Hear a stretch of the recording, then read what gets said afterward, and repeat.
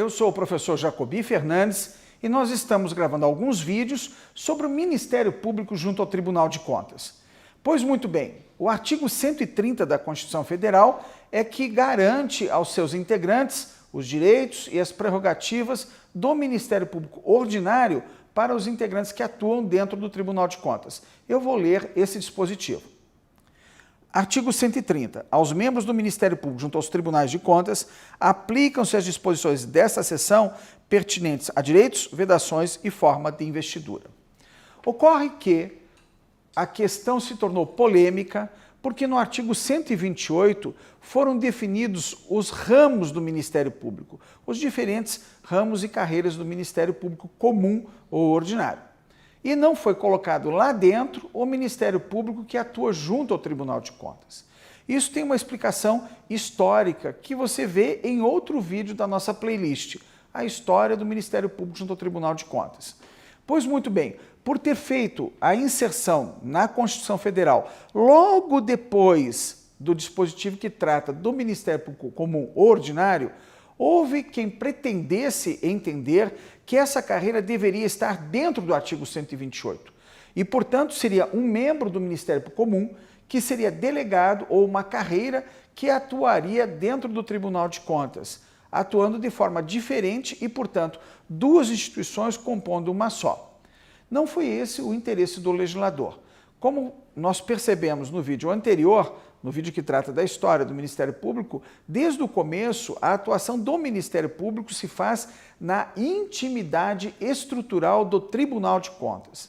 Essa foi uma expressão que eu utilizei num artigo, o primeiro artigo escrito sobre esse assunto no Brasil, para explicar adequadamente a instituição.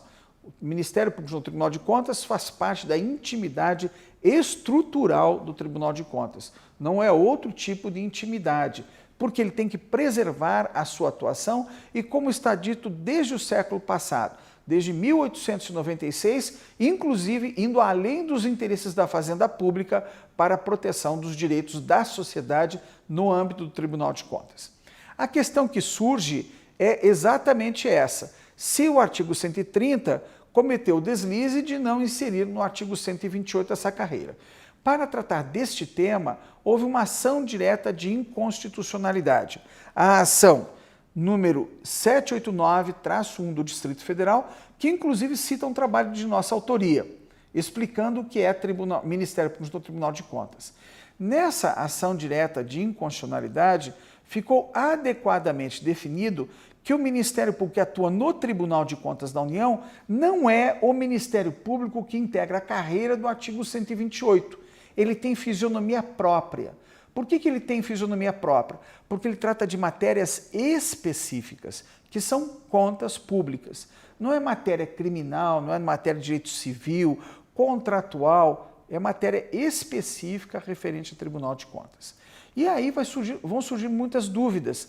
Até que ponto a integração desse ministério com outro Ministério Público tem que passar pelo Tribunal de Contas ou não? Até que ponto o Ministério Público tem que ter autonomia financeira em relação ao Tribunal de Contas? São temas polêmicos que o Supremo Tribunal Federal volta e meia é chamado a definir o assunto. Na terceira semana de fevereiro, foi publicado no Diário Oficial da União, na quarta semana de fevereiro, foi publicado no Diário Oficial da União o resultado de uma ação direta de inconstitucionalidade, a ação 5.117.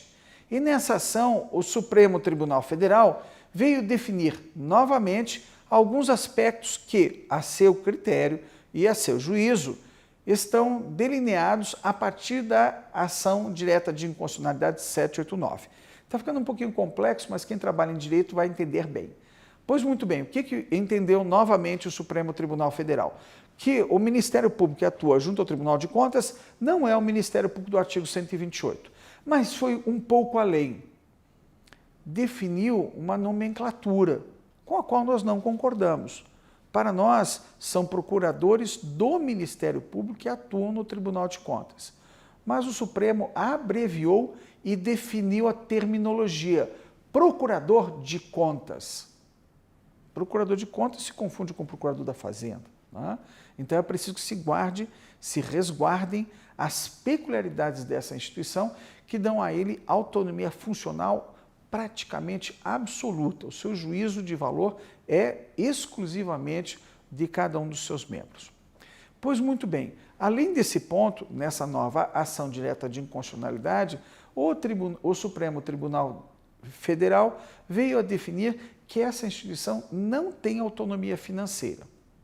E isso preocupa, porque em alguns estados já existem, já foi dada pela Constituição Estadual autonomia financeira a essa instituição. Portanto, nós entendemos que essa posição do Supremo Tribunal Federal ignora as particularidades de cada um dos estados da federação.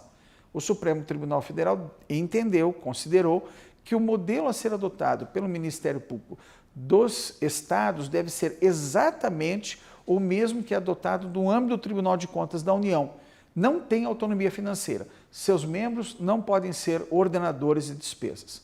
Esse aspecto é polêmico e nós achamos que é possível uma revisão através de uma emenda à Constituição para preservar a história daqueles que construíram e delinearam a sua instituição há mais de 50, 80 anos, de modo diferente do que foi definido pelo Constituinte de 88 para o Tribunal de Contas da União.